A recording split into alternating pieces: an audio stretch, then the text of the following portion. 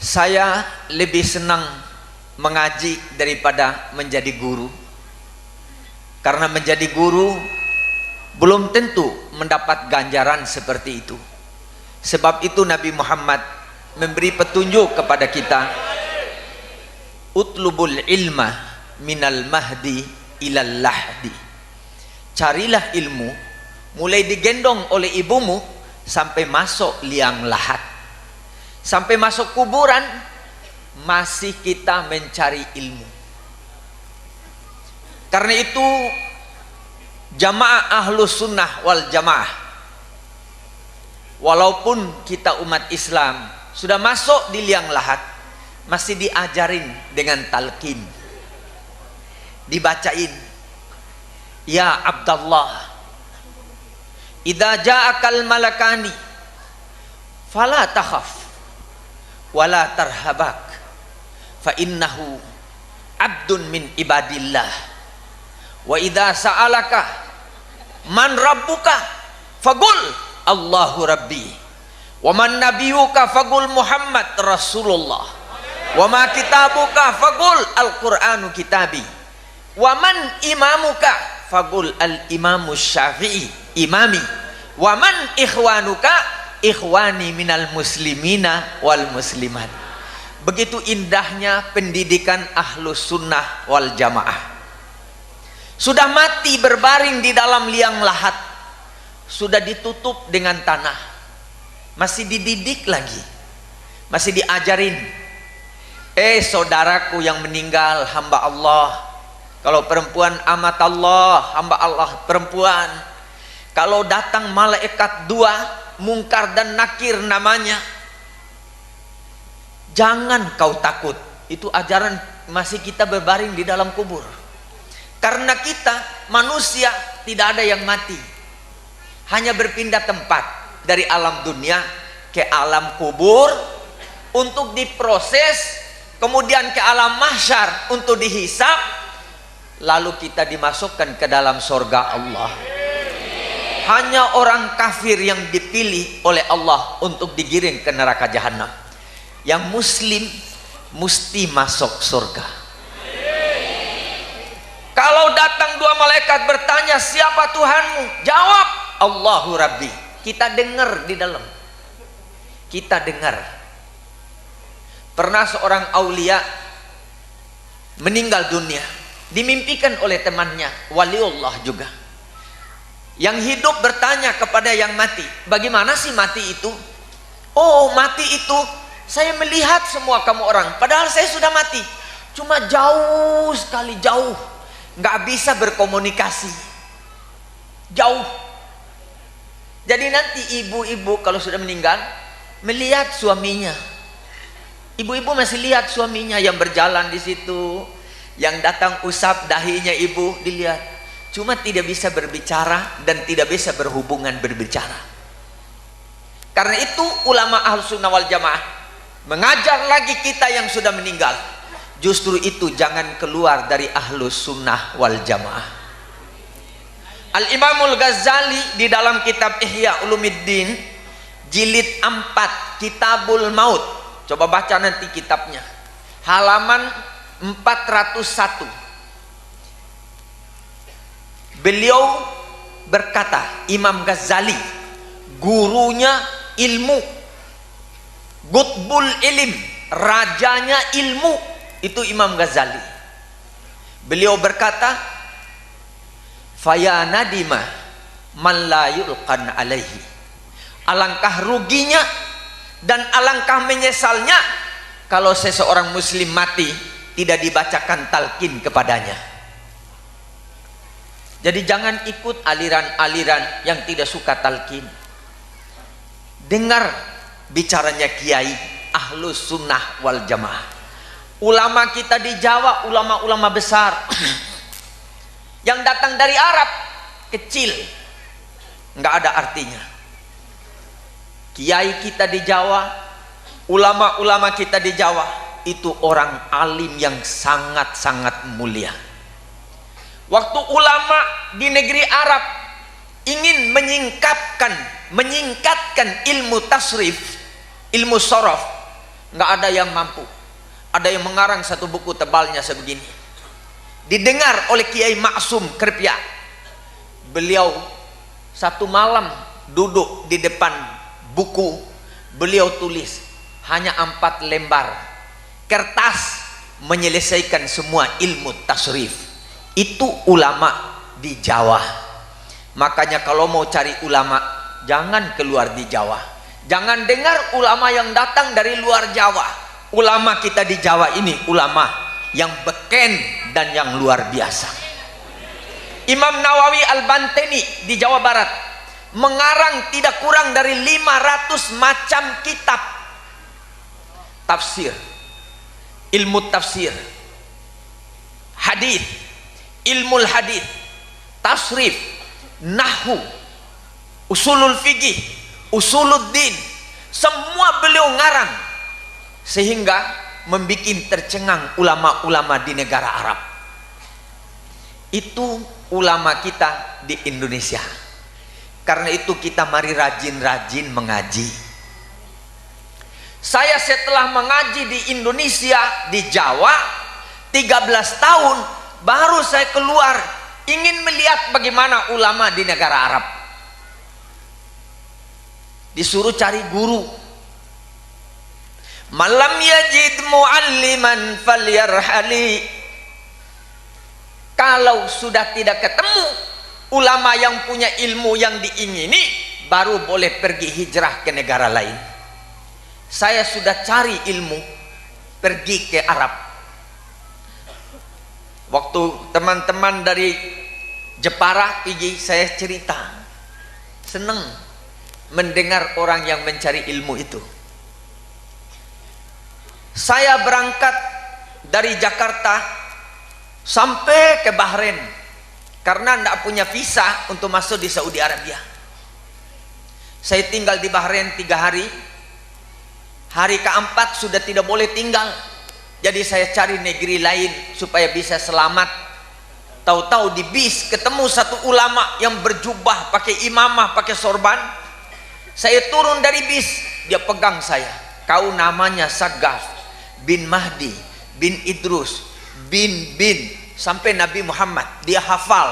Padahal di mana dia kenal dengan saya tidak pernah ketemu dengan dia, tapi dia sudah tahu nama saya dan sudah tahu silsilahnya saya. Dia berkata, kau tidak boleh masuk tanah Makkah. Saya bilang, kenapa? Ilmumu masih kurang. Apa yang kurang? Usulul fikih. Memang benar, di pondok saya tidak diajarin usulul fikih, hanya diajarin fikih. Jadi saya mengaji sama beliau, tapi ngajinya aneh. Loh, itu guru. Sedang-sedang saya baca kitab, datang sama botol Sprite yang sudah kosong diminum sama dia. Saya punya kepala dihantam sampai pecah botolnya itu. Mau pingsan saya. Rasanya kepala sebesar bakul. Kepala kita kalau dipukul kerasa besar. Saya noleh guru saya. Baru dia tinggalkan begitu aja. Baca lagi saya, sebentar dia datang sama kayu sepotong, goblok. Ya Allah, apalagi tuh guru model apa yang saya dapat ini.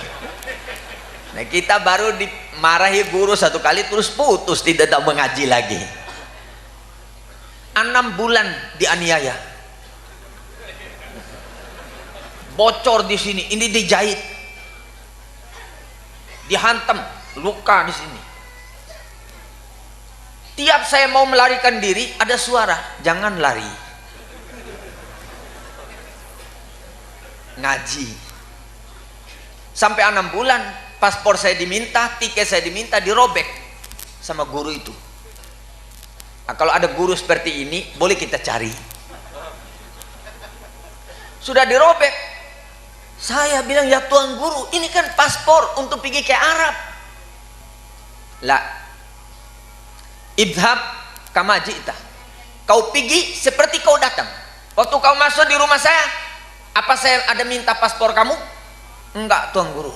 Ya jalan. Berangkat saya sampai ke airport di Bahrain nih, di negara Arab yang ketat penjagaannya. Orang masuk, saya ikut masuk. Nggak ada polisi yang tanya, nggak ada imigrasi yang tanya. Saya juga kadang-kadang lihat mukanya begini, dia nggak tanya, seperti dia nggak lihat saya. Iya. Saya lihat di atas pesawat ada kursi kosong, saya duduk sendiri di situ. Ada yang hitung, cetek. Saya dihitung apa enggak, wallahu a'lam. Waktu bagi makanan, saya dapat juga makanan. Turun di Jeddah, saya keluar, ada juga ragu-ragu. Tapi saya ingat guru saya yang punya barakat, yang suruh saya berangkat, mesti dia jaga saya. Ini guru. Keluar saya, orang semua kasih paspor, cop tak tok tak, cop tak tok tak. Saya nggak ada paspor, saya liwat, orang itu liwat, saya liwat terus. Dia nggak tegur, nggak bilang siapa kamu, mana paspor, nggak ada. Berangkat pergi Makkah. Sampai di Makkah, tas saya itu besar. Di Makkah saya mau ambil wudhu di bawah, saya titipkan sama orang Yaman. Saya keluar, la Yaman wala tas yang ada. Jadi tinggal kain ihram di badan. Itu ngaji. Mungkin guru itu ndak ada di Indonesia. Ada, tapi sembunyi-sembunyi gurunya. Yang banyak yang nampak seperti saya begini, tapi yang sembunyi banyak di tanah Jawa. Saya duduk di Babus Salam 3 hari 3 malam, nggak ada makan, minum air zam-zam saja. Bismillahirrahmanirrahim. Ya Allah, kasih kenyang perut saya, jangan kasih lapar. Kenyang benar. Karena keyakinan itu ilmu yang paling tinggi. Saya minum, yakin kalau air zam-zam itu adalah air yang memberikan kenyamanan, kesehatan, kenyang, semua ada di situ. Itu yang menjadi keyakinan saya. Nabi bersabda, "Lau tayakkantum bihajarin la nafa'akum." Kalau kamu meyakini sebuah batu bisa memberikan manfaat kepada kamu, kalau kau yakin dengan dia, batu, saya percaya kau kalau saya lempar itu babi pasti kena dan mati babinya. Itu kalau kita yakin. Jadi ulama-ulama berkata, al yakin al ilmu kulluh. Siapa yang punya keyakinan, itulah semua ilmu dia sudah dapat. Jadi harus punya keyakinan. Kalau kita mengaji sama Habib Abdullah, kita yakin bahwa ini guru saya. Nanti keramatnya muncul sama yang yakin, bukan guru. Kadang-kadang guru itu sembunyikan keramatnya, tapi muridnya yang dapat keramatnya. Seperti Mbah Khalil Bangkalan, dulu mengajinya di Makkah. Gurunya Asy-Syaikh Abdul Ghani. Asy-Syaikh Abdul Ghani itu kalau sore-sore, ini Mbah Khalil datang. Tuan guru, saya mau pulang ke Madura. Ini di Makkah ini. Pulang kapan? Sekarang. Kembalinya besok. Mbah Khalil Bangkalan yang keramat di Bangkalan itu, yang di ziarah itu. Nanti gurunya putar kupingnya, hilang. Yang keramat ini siapa? Gurunya apa muridnya? Karena dia yakin sama gurunya. Gurunya putar telingatnya, tapi Mbah Khalilnya hilang, sudah ada di Madura. Besok pagi dia panggil teman-teman, ayo kita pergi Makkah. Ada yang bilang, gila ini orang pergi Makkah bagaimana? Naik sampan, pergi ke laut naik sampan, 5 orang. Mbah Khalil komando, yuk pegang dayung, pegang semua dayung, baca ya hayyu ya qayyum la ilaha illa anta. Ya hayyu ya qayyum la ilaha illa anta. Ya hayyu ya qayyum la ilaha illa anta. Tapi ada di belakang tidak bisa baca itu, hanya bisa qayyum qayyum qayyum qayyum. Sampai juga di Makkah karena satu perahu dengan guru. Sampai di Makkah ngaji lagi. Sore-sore datanglah tiap hari. Makanya di Makkah itu banyak orang Madura. Di bawah sama Mbah Khalil, nenek moyangnya dulu sampai sekarang turun temurun sudah jadi orang Arab di tanah Mekah. Gara-gara ya Hayyu ya Qayyum. Makanya saya ijazahkan kepada warga Ahlus Sunnah wal Jamaah, sebelum sembahyang subuh baca dulu ya Hayyu ya Qayyum la ilaha illa anta. Semua habaib-habaib mengamalkan itu. Ya Hayyu ya Qayyum la ilaha illa anta. Ya Hayyu ya Qayyum la ilaha illa anta. Ya Hayyu ya Qayyum la ilaha illa anta. Ya Hayyu ya Qayyum la ilaha illa anta. Itu dulu, orang dulu itu kan kayum-kayum itu ada kayum. Sampai di Makkah 40 kali sebelum sembahyang subuh, 40 kali. Amalkan ya. Itu ijazah, saya ijazahkan seperti mana diijazahkan oleh guru saya. Begitu guru dan begitu murid. Antara guru dan murid itu tidak ada perbatasan di sisi Allah. Seperti cahaya dengan cahaya. Gurunya membawa cahaya, muridnya membawa cahaya. Ingin mencari rahmat ilmu guru supaya dekat dengan Allah. Sudah hilang, saya duduk, datang guru, dia pegang kepala saya. Antasagaf bin Mahdi bin Idrus, terus begitu lagi sampai selesai. Terus saya diajak, kamu ikut saya ke Baghdad, ke Irak yang perang terus tuh. Besok berangkat, muridnya 39, 40 dengan saya. Sampai di Jeddah, masuk di imigrasi, guru saya ada paspor. Murid-muridnya 39 kasih paspor. Saya terakhir, nggak ada paspor. Saya liwat, nggak ada yang tegur.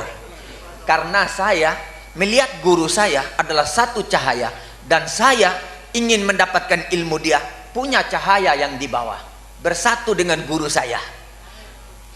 Berangkat masuk, sampai di Irak tidak ada lagi yang periksa. Guru saya di depan, saya di paling akhir.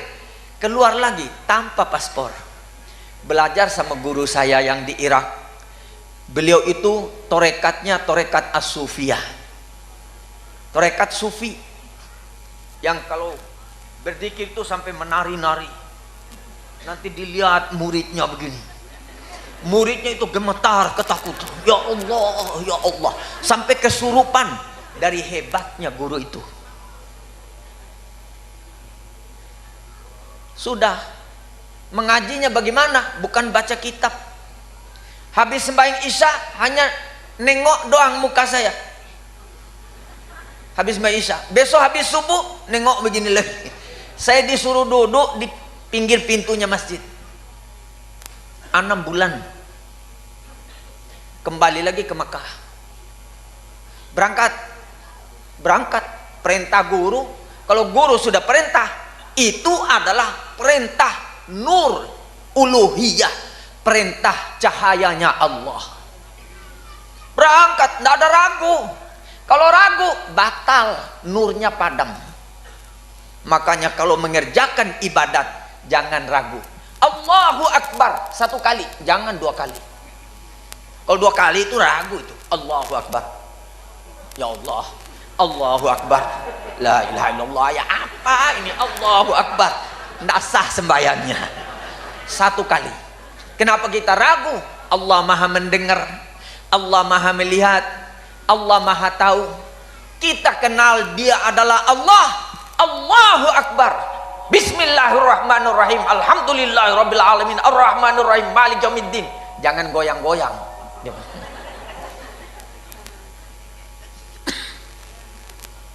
Iblis lari, setan lari, takut. Salam, assalamualaikum warahmatullahi. Selesai sembahyang saya, assalamualaikum warahmatullahi. Senyum kepada Allah. Alhamdulillah ya Allah, ya Allah, senangnya saya sudah bisa sholat kepada kamu. Doa, diterima langsung, tidak pakai ini cor beton tembus. Karena kita cinta Allah. Makanya Habib Abdullah mengajak kita hubbur Rasul, karena wasilah untuk bertemu dengan Allah, mendapatkan rahmat Allah, harus liwat Rasulullah Muhammad sallallahu alaihi wasallam. Tidak boleh jauh daripada Nabi Muhammad, karena beliau yang diutus oleh Allah untuk berjumpa dengan kita. Untuk kita berjumpa dengan Allah harus liwat torekatnya Nabi Muhammad, jalannya Nabi Muhammad. Saya disuruh pulang terus sampai di lapangan terbang Irak. Saya lihat orang masuk, dipanggil untuk masuk pesawat, saya ikut masuk. Nggak ada yang tanya, nggak ada yang tegur. Orang bilang naik pesawat, saya ikut naik. Ada selalu kursi satu itu kosong. Saya duduk lagi di situ, makan sama, dikasih minum sama. Sampai di Makkah, baru 3 hari datang lagi guru. Kamu Sagaf bin Mahdi bin Idrus bin Syekh Abu Bakar? Betul. Ikut saya pergi Aljazair. Ini guru lagi satu ini. Tinggal lagi di Aljazair. Suruh duduk lagi di pinggir pintunya masjid. Tidak pakai baca kitab, tidak ada kitab. Ilmu nur, hanya mandang memandang. Yakin bahwa di hati guru itu ada cinta kepada Allah, ada cinta kepada Rasulullah. Itu yang kita mau copot untuk dimasukkan ke dalam hati kita. Hanya nengok habis main subuh doang, isya nggak lihat, terus gurunya liwat, subuh besok lihat 1 kali. Tiap subuh dia bilang sudah tamat kamu, pergi ke Makkah. Karena saya bawa keyakinan yang dahsyat. Sampai di Makkah duduk lagi, datang ulama yang alim ini, aneh bin ajaib. Guru saya sudah bilang, kau kalau ketemu guru ini cepat-cepat keluar, jangan lama-lama. Saya bilang guru model apa lagi, jangan-jangan dia main hantam juga seperti guru yang pertama. Saya duduk di masjid, datang beliau bawa surat kabar dirobek-robek, lalu dipakai sholat sejadah. Allahu Akbar, baca-baca mau ruku, Allahu Akbar. Saya terkejut, ya Allah. Tapi hati saya itu bilang, ini gurumu. Loh, orang-orang bilang dia orang gila, hati saya bilang enggak, ini gurumu. Sudah 1 rakaat dia sembahyang, saya ambil itu kertas, saya taruh sejadah. Waduh, tambah kencang teriaknya, Sami Allahu liman hamidah. Ya Allah, dapat apa saya mundur sedikit. Kalau dia hantam saya mau lari sekali, niat begitu saya. Tapi kasafnya itu masuk di dalam hati saya. Sudah itu salamnya, Assalamualaikum warahmatullah, Assalamualaikum warahmatullah. Nggak pakai ke kiri, mukhalifah. Mukhalafah kan. Kita kalau salam kan ke kanan, kemudian ke kiri. Ini enggak, kanan terus, hantam ke kupingnya saya itu. Mungkin dia tahu saya itu masih budek.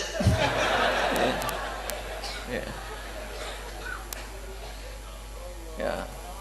Dia bilang ikut saya ikut.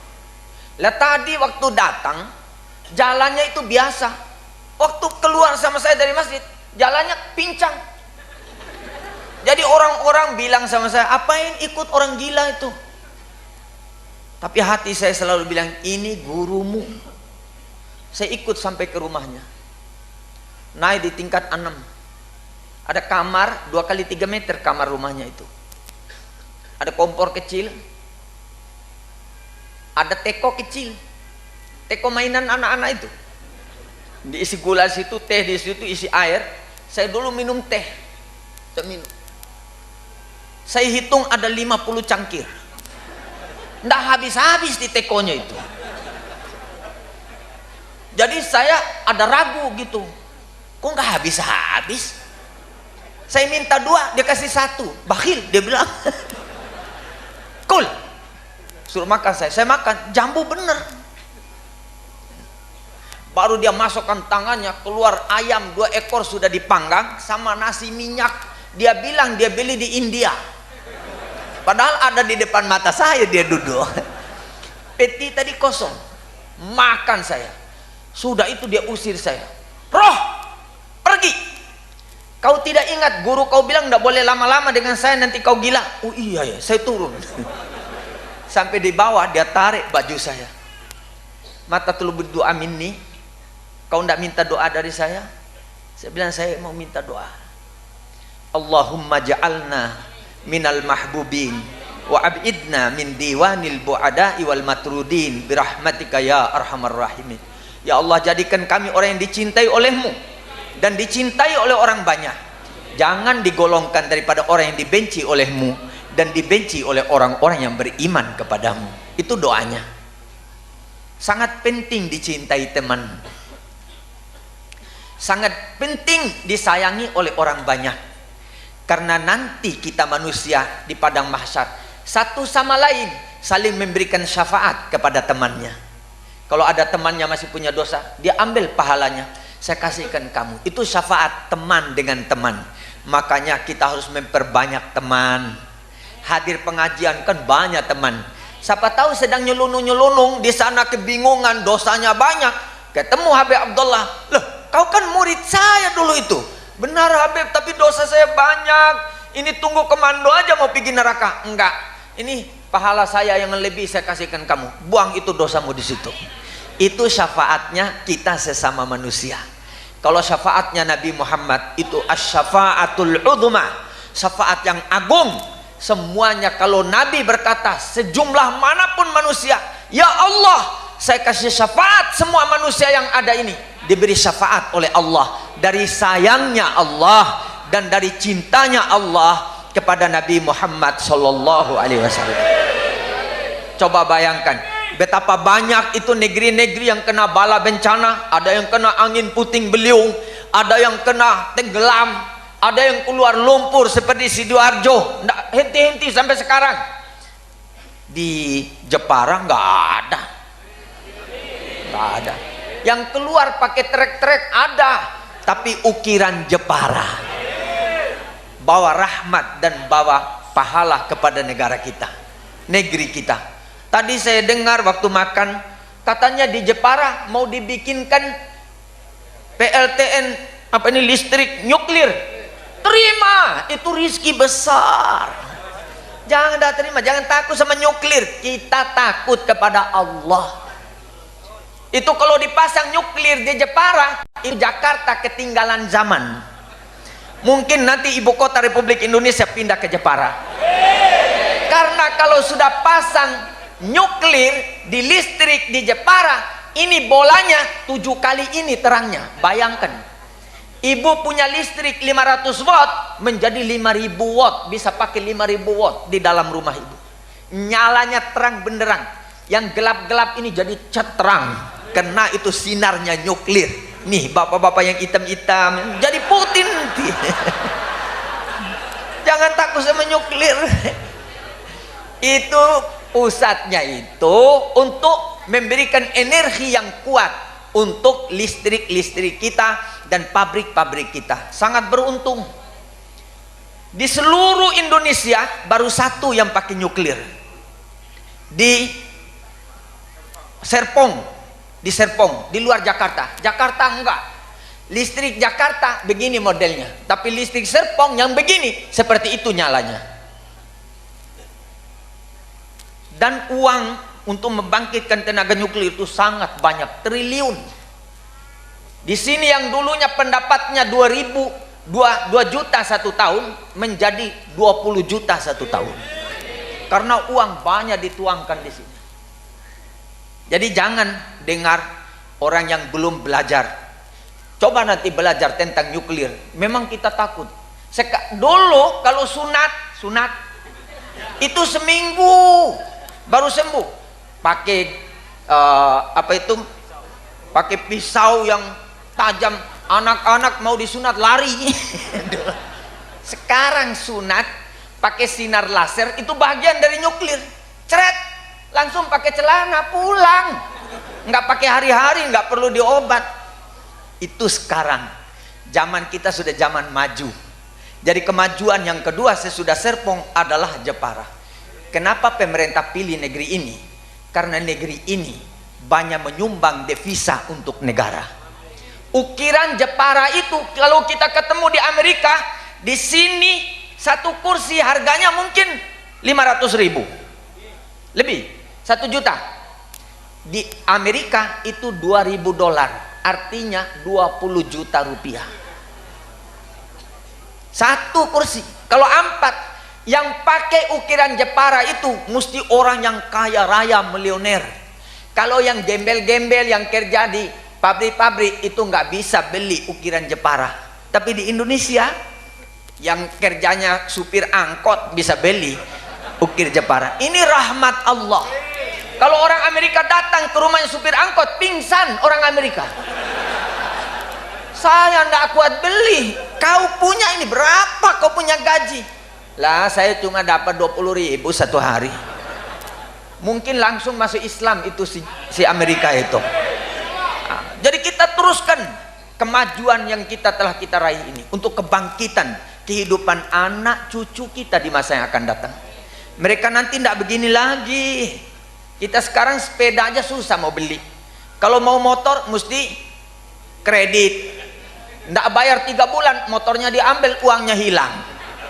Nanti zaman yang akan datang, mungkin cucu cicit kita nanti mereka bikin sendiri sepeda motor di rumah karena ilmu pengetahuan sudah meningkat. Jadi mudah-mudahan kita semua ini menjadi hamba-hamba Allah yang mendekatkan diri kepada Allah selalu dengan berzikir, dengan selawat, baca maulid, hubur rasul, membaca Al-Quran, mendekati ulama. Jangan jauh dari ulama. Ulama itu adalah pelitanya Allah di bumi, yang memberikan cahaya dan sinar di dalam kegelapan dan kesulitan. Sudah. Lalu dia wasiat kepada saya, masih ada guru lagi satu kamu, belum selesai, belum tamat kau. Semua guru saya tadi bilang sudah tamat kau, sudah tamat. Yang ini bilang belum tamat. Ya Allah, ilmu apa lagi yang belum ada sama saya ini? Masih ada guru satu. Saya niat untuk menemui guru itu harus umrah 70 kali. Niat dalam hati. Dengan kekuatan keyakinan mampu dikerjakan sampai 69. Yang ke-70 tidak ada kendaraan. Saya nangis di depan Masjidil Haram, meraung-raung. Karena dulu di depan Babus Salam, Bab Ali bin Abi Thalib, itu di situ stasiun bis.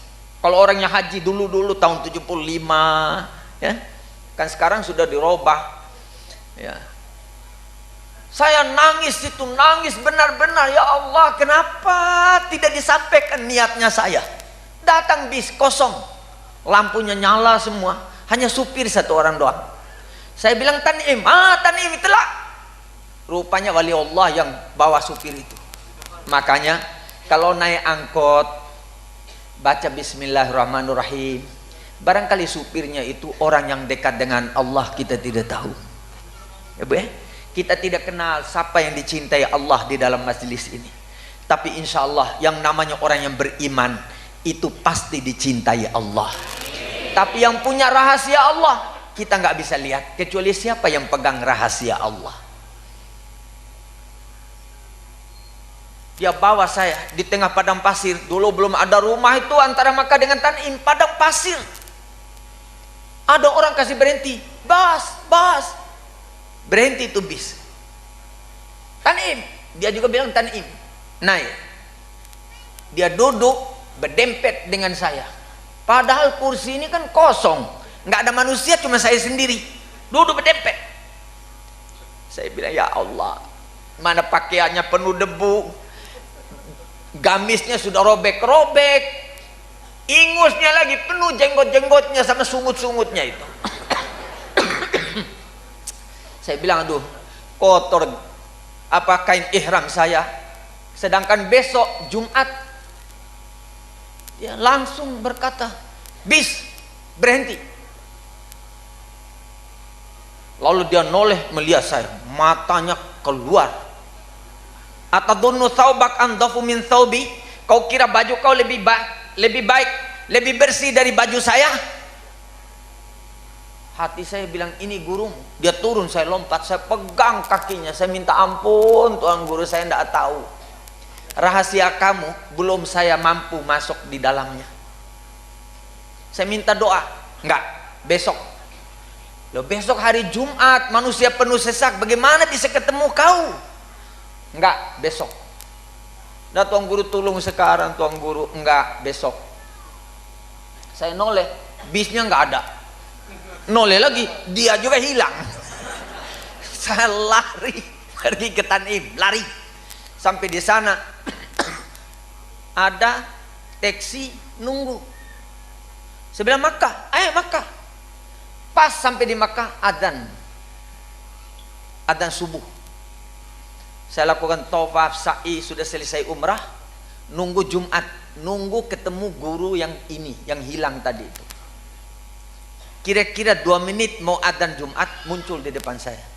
Anal bariha, saya tadi malam itu. Mukanya seperti susu putihnya. Bajunya putih, nggak ada putih di dunia yang pernah saya lihat seperti bajunya beliau itu, seperti kainnya dari sorga. Dia suruh bangun, dia berdoa, doanya sama dengan yang kedua tadi. Allahumma ja'alna minal mahbubin wa abidna min diwanil bu'adai wal matrudin birahmatika ya arhamar rahimin. Hilang. Sampai sekarang nggak ketemu. Kepingin juga ketemu, tapi nggak pernah ketemu. Yang diketemukan sesudah beliau doa itu, selalu saya berjumpa dengan Nabi Muhammad. Pergi ke Madinah, saya tidak mau pulang, saya mau tinggal di Madinah. Tapi Nabi selalu bersabda kepada saya, irji ila Indonesia, fa innaka fikal barakah. Kau pulang ke Indonesia, nanti barakatnya ada di sana. Saya pergi ke Makkah, tidak mau pulang ke Indonesia. Datang lagi Nabi, pulang ke Indonesia. Di sana ada barakatnya untuk kamu. Jadi itulah mencari guru dan mengaji. Mudah-mudahan diberi rahmat selalu oleh Allah Subhanahu wa Ta'ala.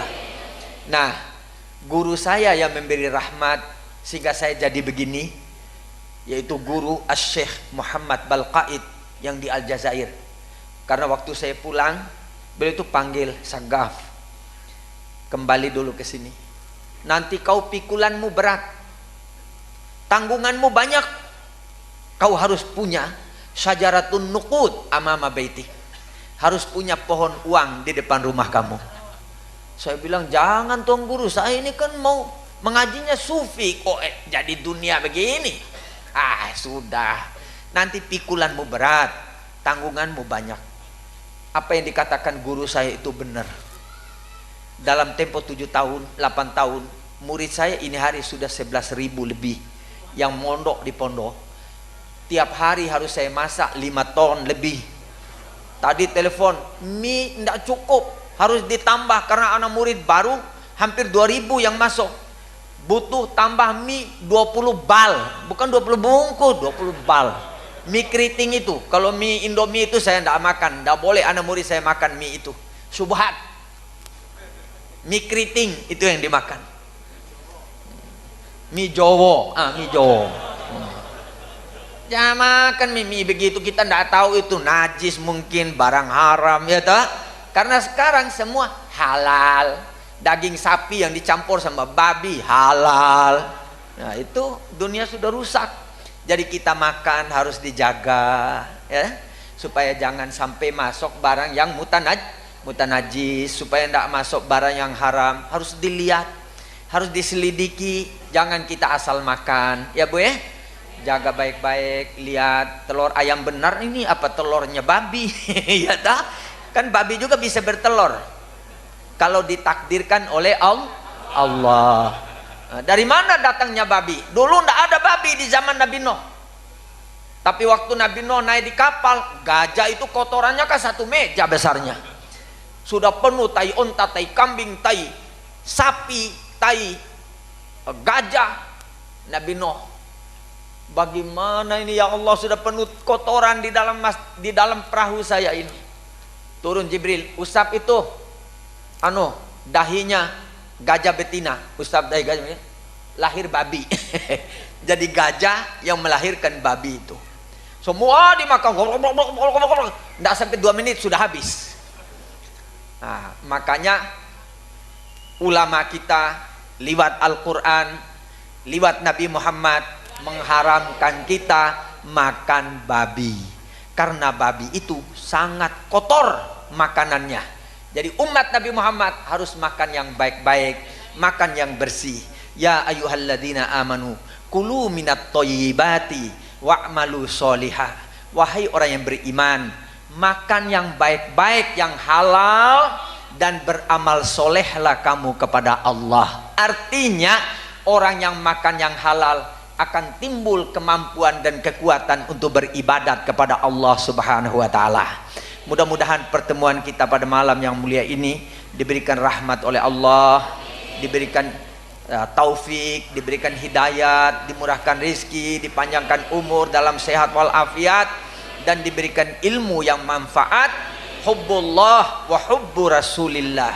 Ya ilahana ya rabbal alamin, antubarik lana fi hayatina wa mamatina wa amitna ala husnil khatimah bi barakati rasulikal karim wa bi jahi nabikal amin, antarhama abaana wa ummahatina wa jaddana wa jaddatina wa li sairi ikhwanina minal muslimina wal muslimat wal mu'minina wal mu'minat bi rahmatika ya arhamar rahimin walhamdulillahi rabbil alamin.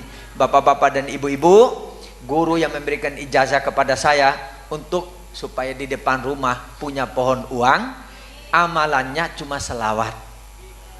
Allahumma sholli ala Sayyidina Muhammad wa ala ali Sayyidina Muhammad. Coba baca, Allahumma sholli ala Sayyidina Muhammad wa ala ali Sayyidina Muhammad. Allahumma sholli ala Sayyidina Muhammad wa ala ali Sayyidina Muhammad. Allahumma sholli ala Sayyidina Muhammad wa ala ali Sayyidina Muhammad. 400 kali sesudahnya sholat isya. Jadi habis sholat isya, habis makan habis semuanya apa, ambil tasbih, baca selawat. Allahumma sholli ala Sayyidina Muhammad wa ala Sayyidina Muhammad. Allahumma sholli ala Sayyidina Muhammad wa ala Sayyidina Muhammad. 400 kali, nanti dimudahkan semua urusannya, dimudahkan rizkinya, seperti punya pohon uang di depan rumah, akan diberkahi oleh Allah Subhanahu wa Ta'ala. Saya ijazahkan kepada bapak-bapak dan ibu-ibu yang hadir pada malam ini, dan yang mendengar boleh memberikan ijazah itu kepada teman-temannya yang tidak hadir di tempat ini. Wabillahi taufiq wal hidayah. Assalamualaikum warahmatullahi wabarakatuh. Bapak-bapak dan ibu-ibu, karena saya akan pergi ke Kudus, saya mohon untuk diberikan jalan agar bisa cepat saya sampai di sana.